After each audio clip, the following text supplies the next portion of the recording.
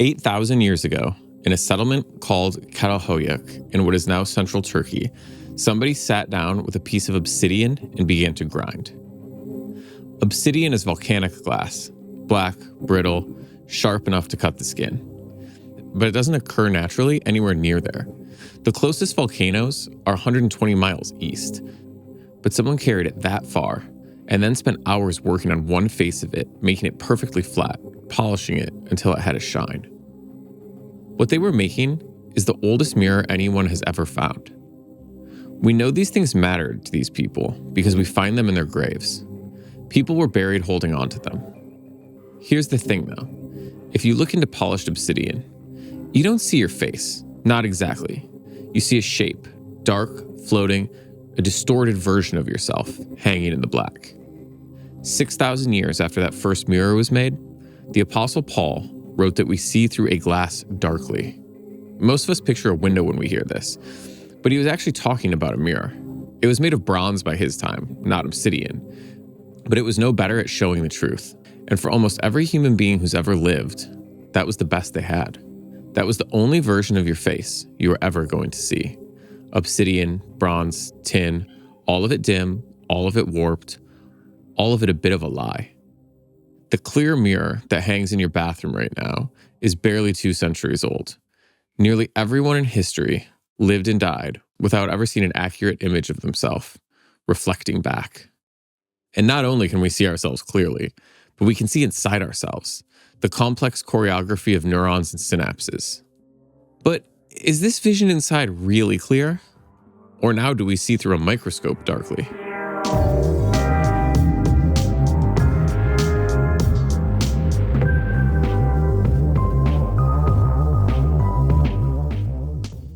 In the last episode, we explored the meaninglessness of the universe, the affirmative case for the extinction of all sentient life, and how this affects our understanding of the apocalypse.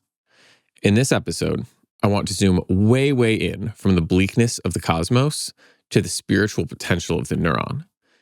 And we are going to evaluate the AI apocalypse from a perspective I absolutely did not consider prior to these conversations. This is in some ways an extension of the TESCREAL and transhumanism conversation we've been having. And though some of these topics sound like science fiction, this is actually one of the more material-grounded discussions we will have. This is neuroscience and applied molecular biology, and it's wild. In this episode, we're relying on a lot of words with complex and slippery meanings, like the word meaning itself. But the definition of these terms, or unveiling of their meaning, if you will, are essential to approaching our understanding of artificial intelligence and apocalypse. We'll be talking a lot about neuroscience, so I want to quickly clarify how we're using this. Neuroscience is the scientific study of the brain, and psychiatry is a clinical specialty that focuses on subjective experiences, sometimes even spiritual elements of the mind. Some will say that neuroscience is interested in the hardware and psychiatry in the software. Here's Dr. Joel Gold, the co-author of Suspicious Minds, the book that started this whole thing. Joel is a trained neuroscientist in addition to being a practicing psychiatrist, and he unpacks the neuroscience-psychiatry relationship a little more and gets us to the consciousness question. It's a fascinating history. Just throw out some things like Freud was trained as a neurologist, not as a psychiatrist, and he believed that psychoanalysis ultimately would be found to be rooted in the brain, in sort of somatic substrates, and said, well, but this is all we have right now, so let's go with it. And as time moved forward, we had these kind of parallel tracks of the psychological interested in the mind, and then, the more neurological and neuroscientific interested in more reductionist, where are these things? Where does the mind exist in the brain? And again, Freud did believe that the mind existed in the brain, but we didn't really know where, so let's kind of go with this. And frankly, that's kind of where I landed. I was really fascinated, as so many people are when they first hear about, these sort of Phineas Gage individuals and think, oh my God, the brain's going to teach everything to us about who we are. And ultimately, again, I don't want to minimize, but, sort of the pretty pictures of the lights flashing really kind of glosses over the experience of what it is to be a person, what some philosophers call like the qualia of experience. So Phineas Gage is one of the most fascinating stories in the history of neuroscience, and actually a really early one. So in 1848, a railroad foreman named Phineas Gage was tamping blasting powder on a railroad project in Vermont when a charge went off early. The explosion drove a 3.5-foot railroad iron up through his left cheek, behind his eyeball, and out of the top of his skull. The actual piece of iron landed 80 feet away, but shockingly, Gage survived. And reportedly, within minutes of this incident, he was walking and talking and actually walked himself to a cart that then carried him to a doctor. And when he got to the doctor's office, he was speaking with them too. They were shocked. But the people who knew him said he was never the same. This incident that damaged his brain also damaged his personality. They said he wasn't Gage anymore. This was actually one of the founding stories of neuroscience because people realized that if you lose part of your brain, you actually can lose part of yourself. Okay, that's it. Going back to Joel. Since sort of the advent of AI, has neurology discovered anything about consciousness that has answered questions that we've had for thousands of years, or has it not? And has the very real conversation that's happening right now around artificial intelligence consciousness, has that factored into this? Like, where does the science, where does the community, what discussions are you having with your peers about this? I don't believe that neuroscience has done much at all in discovery of what consciousness is, even to describe it. I just came across a paper, truly in the last couple of days. Another professor of mine in London, when I was an undergrad, I went to work with him on visual cortex. And he was a really sort of Renaissance man, very interested in art and culture. And I came across a paper he wrote many years after I knew him on the neurobiology of love, the neural underpinnings or the neural parallels of love. And again, it was very much like, look at what parts of the brain light up when someone is looking at their baby or at their beloved.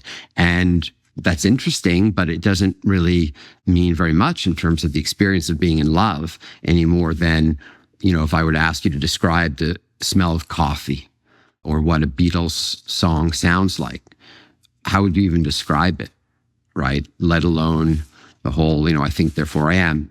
Is the sky that I see as blue the same blue as you see? All of these questions we haven't even been able to come close to answering for ourselves. So how could AI possibly approach that when we say, oh, will AI become conscious, when I think it's hard for people to describe their own consciousness, even, given what we know about the brain. How can we say that an AI system can be conscious or can't be conscious if we don't even know what it is? Exactly. How to describe consciousness. And one element that I've been thinking about a lot, as a psychiatrist, psychoanalyst, is the unconscious, right? The unconscious mind. And I think most people in society, maybe not, would acknowledge that we're not aware of everything in our minds. And I believe that the unconscious sort of drives me, people who think as I do, that the unconscious drives much of what it is to be a person. Our desires, our fears, all of it exists in the unconscious largely. And AI is not programmed to have an unconscious. Well, why would it?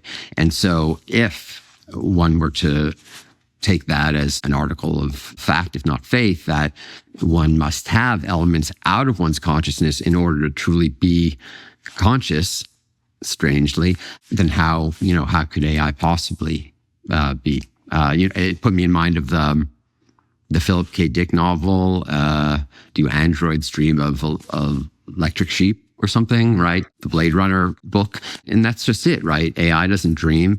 And so much of what it is to be a person is to daydream, is to think illogically. So many discoveries have been come about by people just letting their minds wander. And, of course, unfortunately, a lot of pain people experience are rooted in conflict that's in the unconscious, that's not in our awareness. But that's also sort of what it means to be human.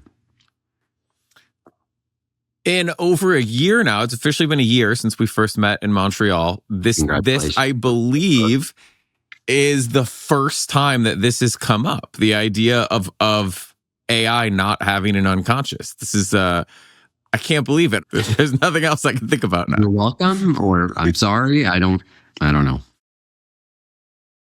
I wanted to include this discussion with Joel at the top of the episode because this is a critical perspective that this discussion of AI sentience often ignores, but we need to keep in mind. Here's the most salient line from Joel again. How can we contemplate AI being conscious or not when we struggle to understand our own consciousness? These basic questions of consciousness. Does consciousness require an unconscious? Is dreaming a load-bearing necessity for consciousness? Does consciousness need embodiment? These are definitively unresolved questions, which is wild. So when someone assures you AGI will be conscious by 2030 or whatever, maybe they should start by coming up with a working definition of our own consciousness. Because right now, seemingly no one can. Now let's go deeper, a lot deeper, into neurology, consciousness, and spirituality. I want to introduce Dr. Michael Ferguson. He's popped in a couple of times in previous episodes, but I'm excited to have more time to discuss his work. It's fascinating. I'll let him explain it better than I ever could. I'm an instructor in neurology at Harvard Medical School, and I direct the Neurospirituality Research Lab. One thing about Michael worth knowing before we go any further, he holds 2 appointments at Harvard at the same time. He's an instructor in neurology at the medical school and a lecturer on neurospirituality at the divinity school. In nearly 4 centuries of Harvard as an institution, he's one of a very small number of people to have held both of these appointments at once. That's right. The man we are talking to is credentialed simultaneously in the brain and in the soul. And what does that mean you actually spend your time doing? Yeah, so it means that I spend my time doing a lot of data analysis, looking at lots of brain images, doing lots of computations to understand what regions of the brain and what networks in the brain are most associated with different aspects of human spirituality. And so I think a lot of people wouldn't think that neuro and spirituality would fit together. How do you explain to people how that term makes sense and what it is? So neurospirituality is using the tools of human neuroscience to study spiritual experiences, spiritual practices, and spiritual dispositions. Since I work at medical school, one of the things I'm really curious to understand is how it is that spirituality contributes to human well-being at a physiological level. The word spiritual is used in a lot of different contexts. It could mean anything from a devout religious experience to attending a Grateful Dead concert at the Sphere, to a description on a dating app intended to convey you're a person with some depth, but maybe not too serious about the whole monotheism thing. Michael's a bit more rigorous than my deadhead friends, so I wanted to define the term a bit better. All right, and how do you define spirituality? What exactly is human spirituality? The Oxford Handbook of Positive Psychology defines spirituality as the human search for the sacred. And that definition really works for me for a variety of reasons. One, that it doesn't presuppose anything philosophically about the ultimate nature of the sacred. It simply says that human beings perceive sacredness, they pursue sacredness, and spirituality in that positive psychology frame is really trying to understand that ongoing, lifelong, adaptive quest for what is transcendent and holy. And then I wanted Michael to define another term. Eventually, I stopped doing this and we just talk. What is sacredness? Yeah, this is where it starts to get to the place where we almost need to just accept some things as givens. We can certainly peel back what is sacredness. So a theoretical question about sacredness is whether it's just a continuation of levels of meaning. So if you have something that's meaningful to you, you keep having experience, you keep putting more and more significance onto it. At some point, would that load of meaning become sacred? Or is there something that has to cross a tipping point? Is it not just a continuous scale of like, oh, sacred is really, really meaningful? Or is there an actual psychological category that when something is sacralized, when it's made sacred to a human being, that it's now coded differently in the brain? Okay. But I'm not quite done yet asking the Harvard neuroscientist to define basic terms. And for the purposes of that explanation, how would you define meaning? I know we've addressed this in a previous episode, but Michael is about to take it in a different direction. This is so funny. There's a few different ways to answer all of these questions. There's the introspective, subjective way to answer it. There's the philosophical way, which might have more intuitive valence for people. And then there's a scientific, theoretical approach. I'll start with that, and it might be the most unsatisfying of the three ways to answer it.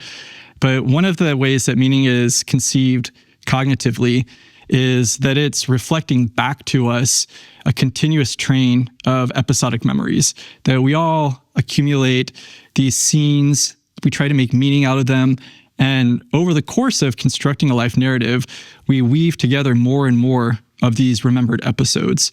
And so one cognitive theory of meaning is that it really is that internal monitoring of how continuous and secure are the integrations of our memories. And if you were going to go with one of the more philosophical approaches to defining meaning. Yeah, so more philosophical approaches for defining meaning get into existentialism. There's this ongoing debate within existential philosophy about whether essence precedes existence or existence precedes essence. And breaking that down, it's a question of, do we just find ourselves in a meaning neutral cosmos, and that it's our opportunity to generate and infuse that neutral cosmos with human constructed meaning? Or is it a situation where there is just purpose baked into the core of the physical principles of the universe, and that we're playing that out and realizing it and kind of along for the ride and discovering that essential meaning rather than being necessarily the generators of that meaning? Either we generate meaning, we're the ones making it, projecting it onto a universe that doesn't come preloaded with any, or we receive it and it was already there, waiting before we showed up. Almost every argument in this series reduces to that. Because if meaning is something we generate, then a machine that generates it is doing precisely what we do.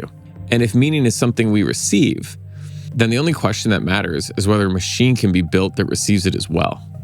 We'll be back with more from Dr. Michael Ferguson after the break. Thanks for listening to those words from our sponsors. You can also support the show by following and subscribing if you aren't already. And our data tells us, odds are, if you're listening to this, you are not subscribed. We are back with Dr. Michael Ferguson, and we're about to discuss the part of his work that made me want to talk to him in the first place. A lot of it centers on the neuroscience of faith, and more specifically, fundamentalism. I asked him about some of his work that first caught my attention, originally from the 2024 National Academy of Science paper I came across. I don't know, on the internet or wherever one finds such things. I don't have a subscription to that publication, just to be honest with you. We wanted to study religious fundamentalism for a variety of reasons. One is that fundamentalism is consistently shown to be a risk factor for geopolitical dynamics. And so we were fortunate to have two large independent data sets of patients who had brain lesions, so areas of focal brain damage, and also psychological metrics for their religious fundamentalism. And so what that allowed us to do is then look at the patterns in these individuals' brains across, again, two large data sets totaling about 190 patients, and then do the statistical computations to look at what areas of the brain are most associated with these variations in levels of religious fundamentalism. How might somebody who would, I guess, be classified as like a true believer, a person of faith, how would their brain maybe differentiate from someone who might show markers for fundamentalism? One of the things that really surprised me in this study was how strong the signal was between religious fundamentalism and between brain patterns. We would expect that when someone is operating in a mode of religious fundamentalism, that a network on the right hemisphere of the cortex, the frontoparietal network, would likely have less activity relative to the mode that they were operating in if they weren't in a fundamentalist paradigm. So to restate that, it's not necessarily the case that the person who is expressing religious fundamentalism has a fundamentally different brain pattern in terms of their physical anatomy, but the way that they're recruiting the brain and the functional networks that they tend to deploy have a characteristic signature. And so, again, we would anticipate that when someone was in a mental state where religious fundamentalism was really salient, or where their fundamentalist beliefs were taking a priority in their mind, that we would see decreased activity, specifically in that right lateralized frontoparietal cortex network. And I swear at a certain point, I'll stop asking you to define very simple words, but how do you how do you define fundamentalism for these purposes? Yeah, these are great questions. Religious fundamentalism has been defined psychologically as a set of beliefs where it's perceived as the totality of truth. And it's perceived as such a perfect, complete truth that it's exclusive, and that people who fail to accept and live this truth are considered damned. He's just defined fundamentalism as a belief that presents itself as the totality of truth, complete, exclusive, and damning to anyone outside of it. That's the description of a thought. What his lab did was go looking for it in the brain. And what they found is stranger and grimmer than I expected. One of the things that we see in the brain signatures is that the inversion of the fundamentalist signature is a signature for central pain. And so the implication there is that by going into a mental activity state where you're recruiting these fundamentalist styles of cognition, that the brain is actually turning down the activity in pain circuits. You also see, if you look at neural signatures that are associated with temperament and character, the strongest match for fundamentalism is a character trait for persistence. So whatever's going on here in this suite of neural processes and cognitive functions, these things are all riding along together. It appears that there's a reduction in pain, there's an increase in persistence, in addition to these patterns of confabulation. And then one we haven't talked about yet, but was pretty grim, was the similarity in the neural signature of religious fundamentalism and violent crime. Yeah, tell me more about that. In this study, we had 17 cases of individuals who were otherwise normal, everyday types of folks, that they had some kind of a brain lesion, some kind of a brain injury, and unexpectedly committed horrible crimes. So we're talking about homicide, sexual assault, so really severe crimes, and that there's a strong causal attribution that it was a brain lesion that precipitated this dramatic change in their behavior. And when we look at those 17 brain patterns associated with criminal behavior, we see high homology to the functional pattern that's operating in the brain with religious fundamentalism. And I want to be really quick to say that the conclusion is not, oh, therefore religious fundamentalists are criminals. That's not the conclusion. But we're seeing that, oh, there are brain similarities here between what happens when a person's engaging fundamentalism and between what we're attributing to violent crime. Could this be something that could shed insight onto these historical relationships between fundamentalism and violence? And so you've got these really rigid boundaries, these really absolute perceptions of truth and of fidelity of a tradition, and then severe punishments if people ultimately don't assent to that tradition. So where this, I think it's really interesting for what we're talking about today is a couple different things. Two things I really want to discuss. It's in the subtitle of the series. There's both artificial intelligence and there's apocalyptic thinking. Mm-hmm. And I see elements of potential fundamentalism both in the apocalyptic thinking and in the AI kind of doomer and accelerationist camps, and also at that intersection, which I guess would fall in more the AI doomers. So from your standpoint, with your understanding of what's actually happening in the brain when there's fundamentalist thinking taking place, would you say that some of this apocalyptic thinking could fall into a fundamentalist camp? For sure. Yeah, you can put these pieces together where if someone is an AI doomer and they think that their AI futures are the totality, that this is all or nothing, and that you have to assent to whatever protocols or whatever principles that they're putting in place. Otherwise, you're going to be on the wrong side of the apocalypse. In April 2026, a 20-year-old named Daniel Moreno Gama walked up to Sam Altman's house in San Francisco at 4 o'clock in the morning, while Altman's family, including his young child, slept inside. And he threw a Molotov cocktail at it. It set the gate on fire, but fortunately no one was injured. He was arrested about an hour later outside OpenAI's headquarters, where he was threatening to burn the building down. When they searched him, he was carrying a manifesto of sorts that he'd written. In it, he set out his opposition to artificial intelligence and to the executives of the AI companies, and he wrote about the risk technology posed to humanity, about what he called our impending extinction. He has been charged with attempted murder, increasing perceived threat, an explanation that eliminates uncertainty, a wrong side of the apocalypse to be on. To be clear, that's not a diagnosis, but it sure sounds like fundamentalist thinking. This kind of extreme thinking, based in rigid belief structures, could go both ways, doomer, as we've seen, and accelerationist. I mean, maybe it's already happening with Silicon Valley neo-religious movements where people think that like our group now has the answer that's given to us from a transcendent source.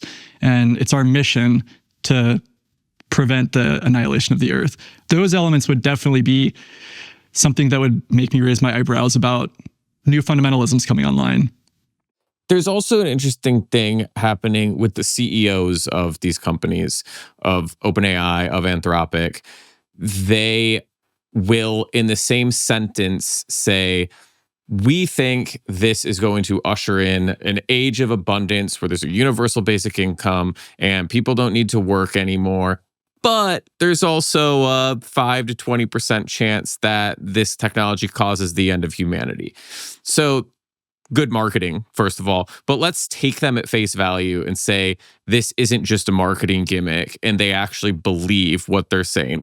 Do you think that's almost like a fundamentalist viewpoint? Do you think something similar is happening within their minds if they're believing this? That's a really interesting question. I mean, what stands out the most to me is, again, once you get to that level of existential threat and of totality, something shifts in the brain. The way that you're coding and representing those thoughts is going to be different. And when you're talking about this 5 to 10% chance that it ushers in the end of humanity, it does, I mean, to me, it sounds like prophecy. It sounds like the motif that we've seen across cultures for thousands and thousands of years. And I think that there's actually a lot that we could import from prophetic traditions in terms of how is it that we even interpret and respond to these types of probabilities that are being thrown out to us. We do slip into this apocalyptic mentality. I mean, I'm Christian, and for the past 2,000 years, Christians have been waiting for end times for Jesus to come again. And so then there's a way in which you can say that we've got this new type of apocalyptic canon that's being produced right now. Will that also be a situation where, let's say that we get to 2030 and we have artificial general intelligence and the world hasn't ended? Will it keep getting punted further along where it's like, oh, but once we get SAGI, super artificial general intelligence, then it's going to be the apocalyptic threat? You know, at what point can you resolve it? Because it's never going to be falsifiable. Because if it does happen, you're not there to be able to say, oh, it looks like we were right. And then you can always keep punting a little further. So rather than conceding a falsified proposition, you just say, oh, well, but it hasn't happened yet, or we're still on the path, we're going to ramp up to it. So it seems to me that just the sheer presence of an apocalyptic thought coming online means that it's probably always going to be there in perpetuity. Michael isn't saying the AI apocalypse will happen. He's saying the idea of it will never leave. It can't be falsified. If it doesn't arrive, it just hasn't happened yet. If it's late, we just keep pushing the date. Every failure to end the world becomes evidence that the ending is still ahead of us. And there's actually a term for this kind of disprovable false belief that you double down on. It's called cognitive dissonance, and the story behind it is one of the strangest in the history of science. So in 1954, a woman outside of Chicago named Dorothy Martin began receiving messages through automatic writing, basically writing she did claiming without thinking, from a planet she called Clarion. The messages were extremely specific. Before dawn, on December 21st of that year, a flood would rise and destroy the world. Sound familiar? Her followers, they called themselves the Seekers, would be lifted off the planet by UFOs just before the flood hit. A social psychologist named Leon Festinger read about her in the newspaper, and did something that no ethics board would ever approve today. He sent his students undercover, posing as believers, to sit in that living room and watch what happened at midnight when he was pretty certain that nothing would happen. And of course, nothing did happen. But the seekers didn't fold. Not in the story, anyway. They didn't waver in their beliefs. They doubled down on them. Martin announced that the little group had spread so much light that God spared the world, and the people who believed quietly for months went out and started preaching for the first time. The mind, Festinger said, can't hold a belief and the disproof of that belief at the same time. Something has to give, and it's easier to change the evidence than it is to change the belief. This is how Festinger came to coin the term cognitive dissonance, which is to say, the phrase we now use for absolutely everything was invented to describe people waiting for an apocalypse that did not arrive and deciding that it was still coming.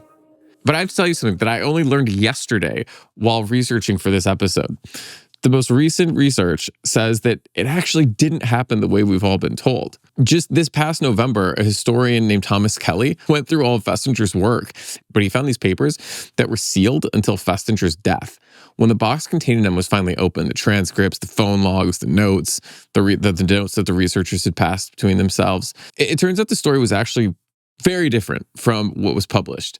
It turns out the seekers had been proselytizing before the prophecy failed, but not after. When it failed, Dorothy Martin actually walked this all back publicly in a magazine a year before Festinger's book came out. The group fell apart, the believers stopped believing, and the three students that Festinger had sent to the room, they knew this. They published the version anyway that proved Festinger's theory. So it turns out the founding study of cognitive dissonance is a case of cognitive dissonance. The three scientists and Festinger held a belief. The evidence disconfirmed it. And it was easier to actually change the evidence than it was to change their belief. And the thing is, the idea itself survives. It's been demonstrated 1,000 other ways since in experiments that have nothing to do with Dorothy Martin or Leon Festinger. But how fitting is this? Because this is why the current moment of AI uncertainty maybe doesn't ever resolve. Whatever artificial intelligence turns out to be, miracle, catastrophe, or very expensive autocomplete, some version of this fear is now permanent. We've installed it into our operating system. It's ours now to live with. Okay, I need Michael to explain another term to me because I keep using these words interchangeably, but they mean distinct things. I keep accidentally using the word mind when I want to say the word brain, and I don't know why. It's really frustrating me. But that brings me to a question. As someone who is studying the brain and the way that it works and our neurons and our brain circuitry, when you think about the word mind, my guess is that means something different to you than it probably means to a lot of people. When you think about mind versus brain, or mind and brain, what comes to your mind? Yeah, there's three different terms that I parse out from each other. One is mind, one is consciousness, and the other is intelligence. And they get used interchangeably, but I really do think that they're very independent things and that they're not even necessarily interdependent. So with intelligence, we should clarify too that most of the time in AI, when people are talking about intelligence, they're talking about a pretty narrow form of intelligence that cognitive scientists call fluid intelligence, which is about recognizing patterns and completing patterns. So with fluid intelligence, you don't necessarily need to have consciousness or awareness. There's just a pattern recognition that's happening and that's completing what needs to be completed in the pattern. In terms of consciousness, then, that's where I do think that we're getting into something that's more mysterious, that it's like awareness and subjectivity. The awareness and the subjectivity don't necessarily need intelligence. You could imagine a situation where something is aware, it's having subjective experience, but it's got little ability to anticipate and complete patterns. And then when we talk about mind, I see that as being something that now integrates what are the values of the individual, what are the hopes of the individual that are generated from those values, and that mind is where you get these contributions of intelligence in order to play out the values and the meaning that the mind is carrying. Whether or not an individual is conscious of that process, so if an individual is subjectively aware that their mind is pursuing some kind of a goal-driven course of action, you can, again, anticipate that you could have mind operating without conscious awareness. You could have conscious awareness without intelligence.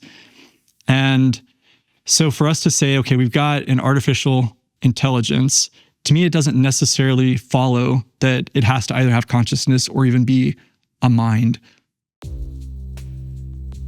Michael's positioning of mind, intelligence, and consciousness being distinct and independent ideas is actually being proven out right now in the real world by real people who are actually growing real human brains in petri dishes. And get this, they can even play video games. We'll talk to Han Wang Chong from Cortical Labs when we come back. Thanks for sticking with us. Our next guest is Han Wang Chong, and his work is legitimately one of the most interesting things in the entire world to me. Here's a little peek behind the curtains of the show, but honest proof of my excitement. I've been trying to include portions of Han's interview in every single episode that we've had since I interviewed him, even when it's been completely the wrong fit. David, one of the producers I work with on this show, keeps taking him out and telling me to wait until we can give him more time. Finally, the wait is over. The wait for me personally. You guys have no idea where we're going to go episode to episode, but I've been dying to include this. Okay, let's hear from Han himself. My name is Han Wang Chong. I'm the CEO and founder of Cortical Labs. And what is Cortical Labs? What do you guys do? So what we do at Cortical Labs is we build biological computers. Now, that is probably a term that you've probably never heard before, so I'm going to try and explain it. So we're all familiar with, your traditional computer, like a Mac or a PC. And right now, there are two different types of processors that are mostly used. There's your CPU, a traditional compute that's been around for the last, 50 years or so. And then now you have your new thing called GPUs, which is what all the rage are right now for AI. But on top of that, there is also a new class of new computers that are being developed. The one that you're probably most familiar with are quantum computers, which use a different process to compute and get results. And now we're starting to see there's actually another alternative pathway to compute, which is through biology. And the way we do it at Cortical Labs is we grow stem cell-derived neurons. So these are living biological neurons, the same stuff that's in our heads, but they're on a computer chip. And by putting them on a computer chip, we have the ability to interface with them and have a read-write access to these neurons that, had we actually not gone down this really weird path, would turn into brain, and we know that brain can do intelligence and compute. So what we do at Cortical Labs is, we pioneered this space. We showed that it was possible to get neurons outside of a human body to do compute and intelligence, and this was published in the journal Neuron in 2022 through the demonstration that the neurons were playing the game of Pong. And then on top of that, now we started to develop a machine called the CR1, which allows you to put your neurons in that machine and have the machine interface with those neurons, read the activity, stimulate them, but also keep them alive through an artificial life support system so that you can have them on a desk or in a server cabinet, in a lab or a data center kind of approach. All right, let me nerd out for a minute here. Han mentioned CPUs, and he pretty casually talks about neurons and computers in the same breath. Almost no one else does this. There are maybe a handful of other labs doing this kind of work in the entire world, and Cortical Labs, Han's company, is the only one who has shipped a product. But I feel like I need to tell you what each of these things actually is. I'm talking about computers and neurons. Because while I act like I know, I nodded along with Han, I really had no clue. So I had to look it up. I mean, obviously I know a computer is the thing that sits on my desk and neurons are things in my brain, but that's it. So let's start with the computer. Underneath this hard shell, a computer is made up of switches. Each one is on or off, current flowing or not flowing. Tens of billions of switches etched into a piece of silicon the size of your fingernail. Every Instagram reel you've ever watched, every song you've ever streamed, every model that writes back to you like a person. That billions of times a second at a scale no human brain can honestly picture. But that's not the most interesting part. For a long time, you didn't type anything. You rewired it. You physically moved cables from socket to socket and set 1,200 individual switches by hand. The machine wasn't running a program the way we do now. The machine was the program. A computer used to be a title for a job, a person with a pencil following rules. They were the computer, and then they worked on the computer. And now, in a lab in Melbourne, the computers aren't people, but the parts of it are made of people. If you're watching this, you'll notice Han's video disappears briefly right about here. We had a technical failure on the call, which in this of all episodes, I've decided to find really funny rather than tragic. His audio is fine, and the irony is real. How does one obtain human neurons? Yeah. So, you start with a hole, you pull, no, just kidding. It's much less gruesome than that. It's actually relatively straightforward. What we do now is we take blood. You also take skin cells, whatever that has a nucleus is the prerequisite. So you can use white blood cells. So let's say you get some white blood cells that have a nucleus. A researcher by the name of Shinya Yamakana, who won the Nobel Prize about 15, 20 years ago, pioneered this technique where if you took adult cells and you expose them to 4 compounds, Yamakana factors, you actually turn the biological clock back to 0 and they become nascent, pluripotent stem cells. And then from the stem cells, we have ways to differentiate them into different cell types. You can grow heart cells, you can grow liver cells. In our lab, we specialize in growing brain cells. And so from there, we grow them into brain cells or neurons, and then we put them on the chip. So it's actually a very clean, straightforward procedure now.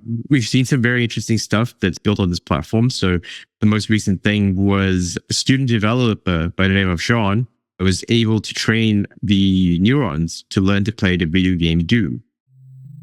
Doom came out in 1993 from indie game publisher id Software.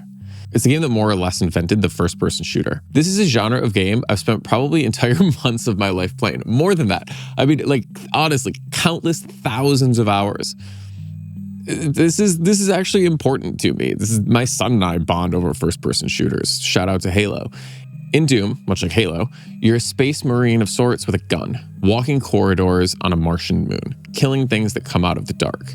When I was a kid, this game was life-changing, a technological and gameplay marvel. What's happening in Melbourne is not AI learning to play Doom, which would be impressive enough. This is a smear of human brain cells in a dish, roughly 200,000 of them, being fed the game as electrical stimulation and learning without being programmed to move through those same corridors that fascinated me as a 9-year-old and honestly still does today. You guys, seriously, this game is awesome. And don't even get me started on its successor, Quake. How many cells does it take to play Doom versus how many does it take to play Pong? When we started the Pong experiments, we were doing 800,000 neurons, mainly because we didn't know what the hell we were doing and we wanted to make sure we got an effect. So we grew as many as we could. Turns out you don't really need 800,000, even 200,000 will get there. That's what we are using now for, a lot of our work in experiments internally. So we managed to get Pong internally to work at 200,000. The developer, Sean, was able to get Doom to run with 200,000. Right. I forgot to tell you what neurons are. A neuron looks at first like it's playing exactly the same game as a computer. It fires or it doesn't. There's no half fire. The signal goes all the way or it doesn't go, on or off, a switch.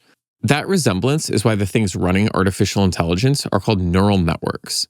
In the 1940s, people looked at a neuron, saw a switch, built a mathematical version of it, wired millions of them together. And it worked well enough to produce everything we spent 9 episodes talking about. But go closer. You have something like 86 billion neurons in your brain, and roughly as many again of other brain cells that we understand a great deal less about, at least for now. Each neuron reaches out to thousands of others. And the connection isn't a wire, it's a gap crossed by chemicals, and the strength of that crossing changes with use. It gets easier or harder depending on what has happened before. Timing matters, milliseconds matter. And inside the cell, we don't really know what's happening.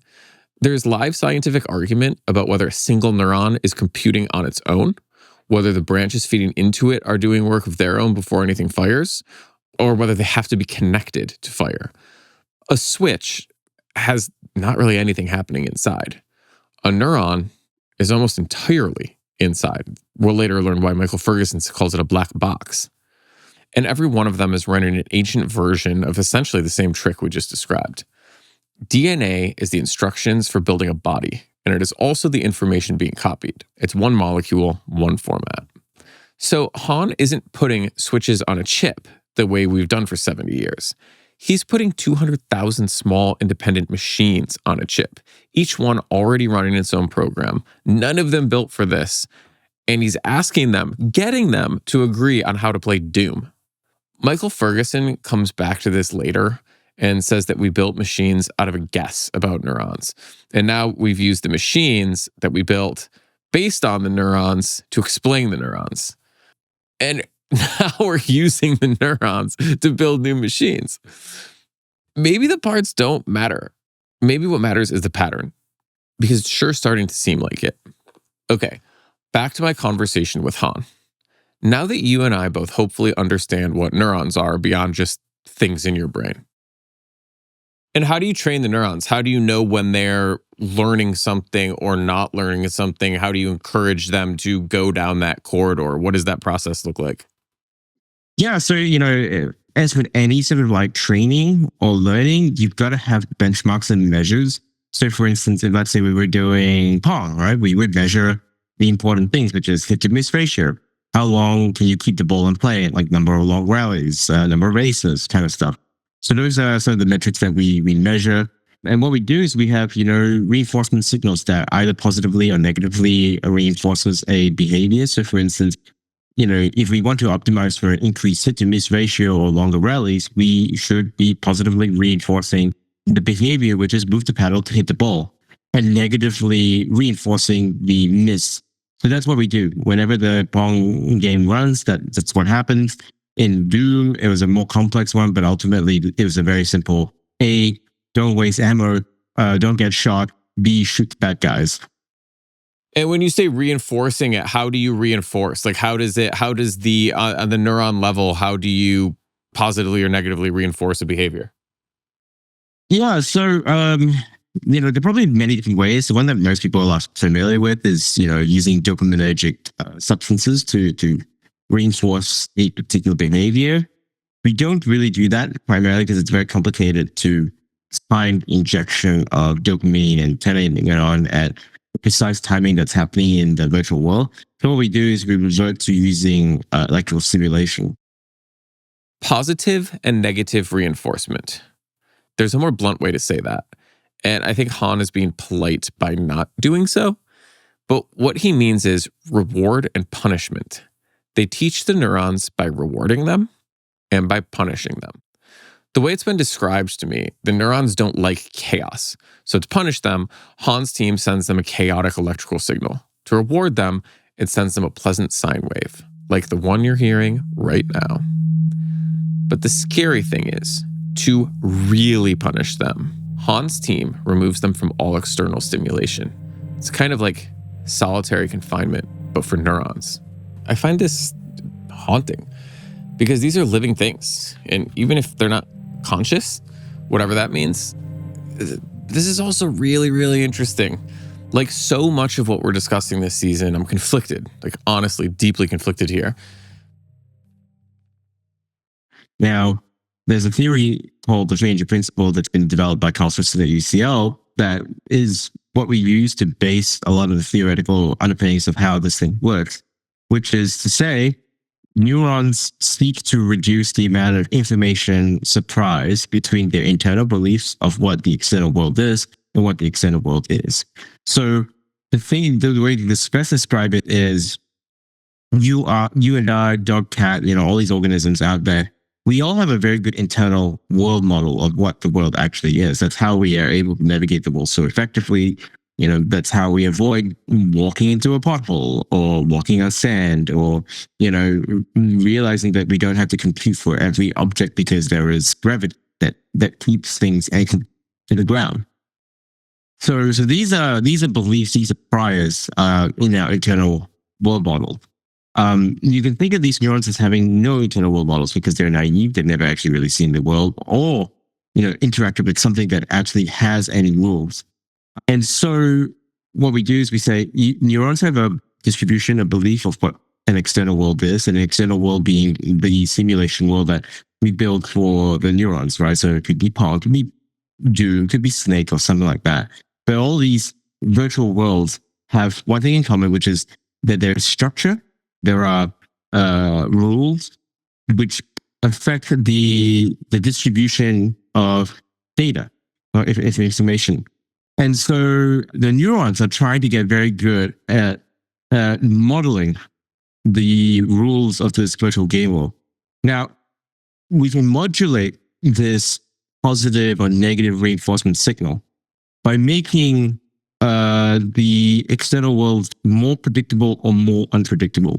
Because this theory states that the neurons are trying to reduce information surprise, which is a difference, the delta between its belief and what it's observing. If you make the observations more predictable, that is actually a good thing that the neurons are seeking to get at. And if you make it more unpredictable, that's something that's a negative thing that they try to avoid. That's how we leverage, modulating the amount of information entropy of reinforcement signals to train the neurons. And so since you're dealing with something that is alive, it is a life form, are the ethics of training a neuron different than the ethics of training a silicon chip to do what you want? Is this more akin to like working with mice or some other sort of animal? Like, how do you navigate that? We have to go through the standard, ethics committees to do our work. Right now, if you want to train a large language model, there is no ethics committee. There is actually really no ethics to doing any of that stuff. So we do have to go down that path, which is good because it makes you, consider a lot of edge cases and so forth. Now, having said that, what we have here is something that is far less complex than a mouse, probably closer to a fly or a cockroach. They've created a biological entity with the intelligence of a cockroach. This is extraordinary, but it's not consciousness. At least they don't think it is yet, or maybe never will be. But we also don't know where consciousness resides or how it works. So, maybe it will be? I have a lot more questions for Han. As these systems get bigger, as they grow more neurons, more complexity, when does it stop being an experiment and start becoming some kind of active creation, but involving human substrate? And I want to just remind you of something because we've gotten into the weeds over the past 20 minutes. This thing is made of people, not modeled on people, not inspired by people. The neurons in that dish were grown from human cells, from someone's blood, even from Han's own blood. Are we creating more beings to suffer? Which is the ultimate nightmare of David Benatar from last episode. And how does this get us to the idea of panpsychism, the view that the mind or consciousness or experience is a fundamental and ubiquitous feature of reality, including all physical matter? And how does questioning whether or not there is some spiritual consciousness in inanimate objects impact the nature of AI and our ideas about the apocalypse? Yes, we're questioning whether you as a sentient entity should be privileged over the existence of the device you're listening to this on. And these questions are not the domain of my deadhead friends feeling at one with the universe after taking too many mushrooms. These are ideas modern philosophy takes very seriously, and its conclusions impact the future of our relationship to technology and whether or not it's a relationship we will survive. This conversation went longer and took weirder turns than I expected, so we're breaking it into two parts. Next week, we will be back with Through a Glass Darkly, Part 2. Do you think AI will cause the apocalypse? That's a really tough question. I guess yes. But then again, it is. I wouldn't say it's AI. I would say it's humans will cause the apocalypse. Now we just have an additional tool that can help cause it because we could already do it, right? It's how we use it that is the most important thing, and ultimately, it's back to humans. We have the ability to destroy ourselves. Let's not do that.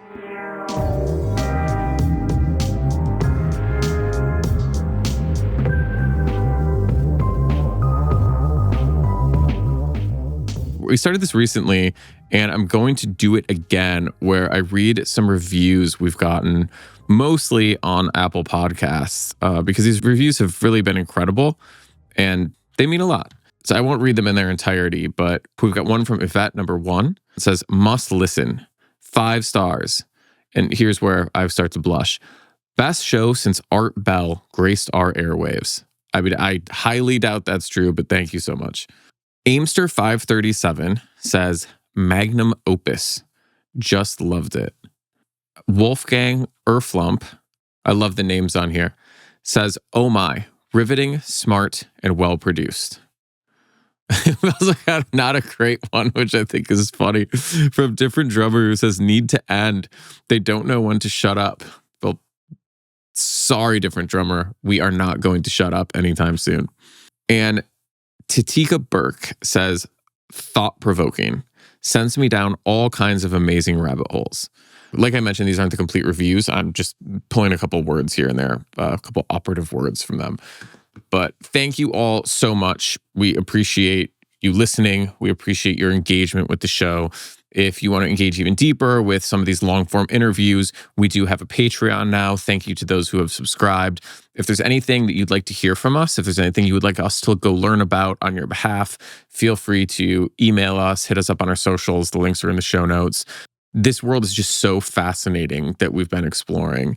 And I also want to give a shout out to the publicists and book publishers who've been reaching out with ideas for people for us to interview and sending us books. I've been really enjoying reading them. I'm looking forward to talking to some of your clients and some of these authors.